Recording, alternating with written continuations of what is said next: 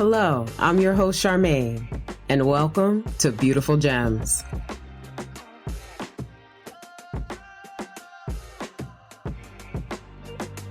When do you remember starting to do introspection? So this is going to sound crazy. No. I'm not even going to say crazy. Crazy is a terrible word that should be retired from all English The English dictionaries. language? Yes. This may sound odd to some minors out there. You don't know sometimes you were doing something so unconsciously, Yes. you don't even know it. Come on, I know where you're going. Go ahead. You may not. I'm not sure. Okay, all right, let's see. So, I remember when I was 5, 6, somewhere around there, I got put on punishment for something I did. My mother believed in whoopings, but I was got put on punishment sometimes, and my punishment was I had to go and read the encyclopedia. So at the time we had an Encyclopedia Okay, Britannica. So you know that you need to pause, and I'm gonna do what you do to me on your show. You need to explain what an encyclopedia is. For our minors who are out there, an encyclopedia is one book, or actually a series of books. It can be 26 books long, or longer, sometimes depending on how much of the alphabet they cover. But it was a resource guide, similar to a dictionary, that would sort of give a more lengthy description of a thing. So usually they start with A, and you have a whole book dedicated to A, and it would say aardvark, right? Aardvark. And it would give what an aardvark is, where they live, how, what is the etymology, what are they related to, what do they eat. And so it was sort of, imagine a written internet, if that makes sense. Yeah. So I would have to go.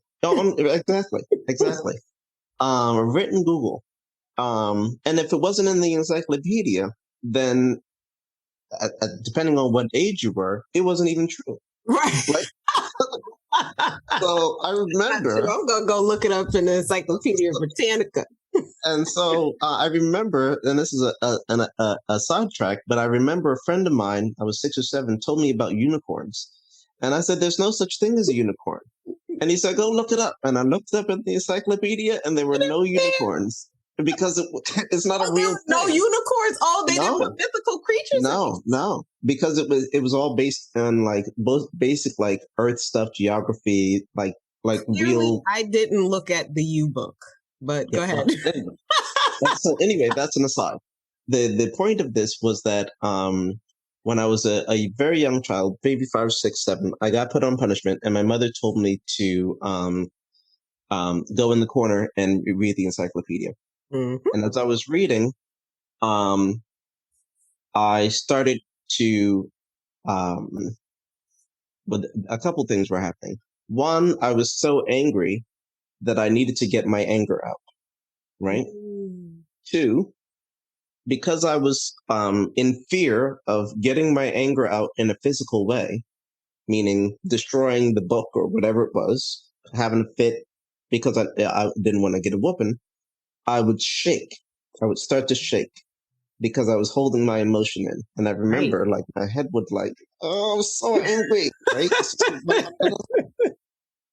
And I remember also thinking, but I would rather have a whooping and just release and just cry rather than have this feeling like I'm bottled up, right? Mm-hmm. And I also thought, and I remember I'm putting it into words that a 6-year-old can't quite put into, but I remember sort of having this sense. I remember wondering, a big wonder was, why don't she just give me a whooping? Why would she put me in the corner and have me read this boring encyclopedia? Right? And half the words I couldn't even read because I was 7, right? And I would get so mad. And for years, when I tell you from age 7 to age 18, 19, I often went back to that moment because the 7-year-old me who started to do introspection and had a sense of, I would rather this than that, right? I just want to release this anger through getting a whooping and crying, Look at then that. have it bottled up, right? I remember having that sense. So there was a sense of introspection, but the 7-year-old me didn't understand that my mother was trying to teach me, when you get mad, you can go out and learn. Okay. Do you know that I was one of the top readers? I was in a national spelling bee I because know I that's was right. reading the encyclopedia because my bad behind would have to go and read the They encyclopedia. getting in trouble reading All the Encyclopedia time. Britannica. I probably Dang. read the whole thing twice. So all that to say, in that moment, I knew enough about my mother was doing this for a reason. I trusted her. I loved her. But I also knew that it felt better and easier and faster to just get a whooping than to have to sit and read this boring encyclopedia. About aardvarks. Right, exactly. I mean, I couldn't tell you now, but at the time, Encyclopedia Britannica was the business. So anyway, It I was. say to answer your question at a very young age, 6 or 7. That All was that the to part say, that I knew. I knew it was going to be really young. I knew yeah, that. yeah. So I thank you for sharing that because, I'm sure it just developed and grew, Yeah. over Because it was time. always about, why am I feeling this way? That was always my question. It started from, why am I feeling this way? Look at that. And sometimes I didn't have an answer. And when I didn't have an answer, it was the worst because I felt like I should have. I felt like I was supposed to. I put an expectation on myself of always needing to have the right answer, even to myself. Yeah. And sometimes you don't. And so that's why I practice. I practice, but I might sometimes over practice because you don't always need to have the answers. Sometimes an emotion will pass just like that. Yeah. And you don't need to dive into each and everything. It's only the key ones that matter. Does that make sense? It makes perfect sense. And I love that clarification because I think that, and you could correct me if I'm wrong, but we all may experience emotions, but men may process emotions a bit differently than women do. One of the key things for me, I know, is talking through my emotion with my girlfriends, um, where you just spoke about just being by yourself. By yourself. Yeah. So, Go ahead. no, I was just going to say, two quick things. One is that when we were talking about beginners, and I suggested that they find a quiet place that's to themselves. This is specifically to Black men. And the reason that I say that is not only for a relaxation and comfort place, but also there's no one that you can trust with this. Not in your first time. To me, my experience has been, I could never just start talking to somebody. Introspection to me is a form of self-therapy. It is. Right? And so I needed to do the therapy with myself before I could possibly trust another Black man out there to do it. Absolutely. So that's where the alone part comes in. I mean, being alone, but it's lonely, but you really have to do it for yourself first. That's where I was going. I'm sorry. No. That's fine because and I will say this. I think I was just using that as an example with, as far as women are concerned. I think there's more of an acceptance. And actually, when you look at, sociology, it women tend to do better in groups, right? And versus men who do tend to do well alone. So there is something about that. Now, where there is a similarity, and I agree like 1000%, this is about you doing your work, right? And for anybody, male or female, you have got to take time by yourself. There is no way, a therapist, it cannot do the work for you. Your coach can't do the work for you. Your mama can't do the work for you. You have to do the work for you. A lot of people out here are going to look for, professionals to help them. And I think that's a big missing piece that people just don't see or don't get. That really and truly, most of the work, even if you find the greatest therapist, the greatest coach, the greatest cheerleader in the world, you know what? You're going to have to be that to yourself first. Mm-hmm. So I'm with you on that. That's the only way for me that I was able to work on these things, right? You have to take time with yourself. You have to get to know yourself like a best friend. Best friend, right. And without judgment, right? Mm-hmm.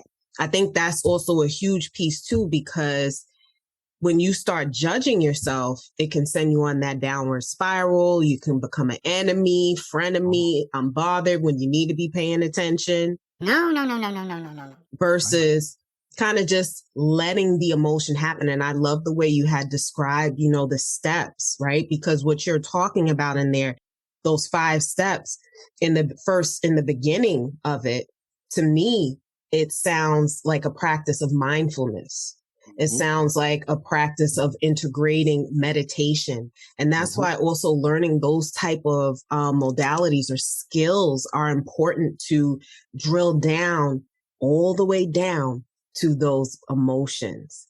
But it's not every emotion, right? Because you talked about that too. And that's a little bit more like as you advance on your work, but the emotions that stay with you, that are deep rooted. And you have to be open to finding whatever it is that you find and accepting it for what it is. Because if you don't accept it for what it is, you won't be able to truly work on it, right? Absolutely. So there's just one last question I want to ask you, if you're open to it. Absolutely. And I'd like to ask you, do you feel that God played a part or role in any of this introspection? And if so, could you talk a little bit about it? I'll say it this way. Without going down a particular rabbit hole, I was not raised in a particularly religious household. So the word God and the idea of God has very different meaning to me. Than it does to some other minors out there. Most often I associate God as divine and the essence of reason. The essence of reason, meaning I believe that everything happens for a reason. Everything happens for a reason. We're all set in motion and purpose. That's what I believe. I think it's the essence, one of the essences of the divine. So, I think that one of my great joys has been finally settling into loving this part of myself. When I'm my own worst enemy, I'm like, God, I'm too introspective. I hate that I'm always doing this because it's like reflex now. But I can't tell you how many people have literally come to me and said, you touched my life. You changed my trajectory. You filled my soul and spirit at a time when I really needed it. And you know how you did that? Because you were able to speak to me about things that I didn't even realize about myself. You have such a way with words and language that are tied to emotion that it really it profoundly changed me. People literally sat me down and said, I know that, I'm moving across the country, but you have profoundly changed my life. And to hear that and to believe it is really the only thing, the only thing it can be is divine. To know that you have touched people in that way and that you are a part of reason that these things happen, it can only be divine. So that's my answer.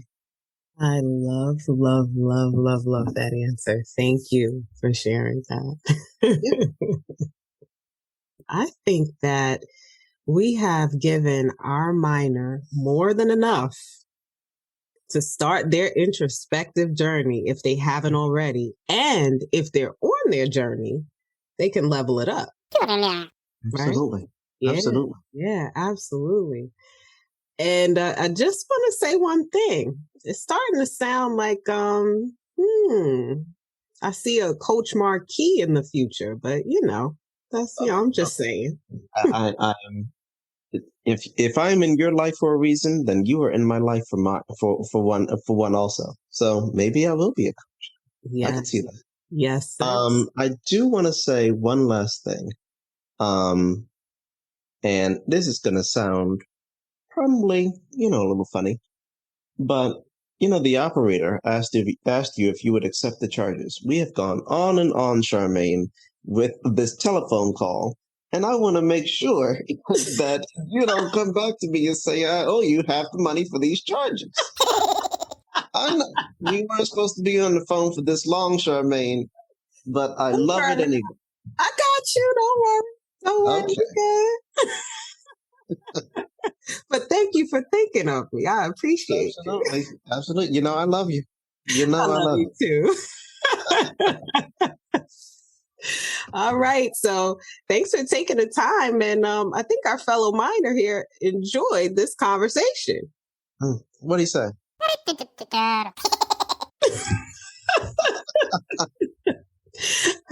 Happy to hear it. And thanks again for taking your time. I really appreciate you sharing. And I especially appreciate you sharing as a Black man in America. You're welcome. And I'm open to talking about it more in another call sometime later on in the future. So. All right. I'm going to take you up on that offer. Okay. All right. Charmaine, let me get off this phone. Miner, you can hang up too, or you all can continue the conversation. It's on Charmaine's dime. I'll talk to you both later. All right now? All right now. Bye-bye. Goodbye. Bye-bye. Thank you so much for spending time with me today. I pray that you build your relationship with God, love yourself unconditionally, and put in the work to mine, refine, and shine those gems.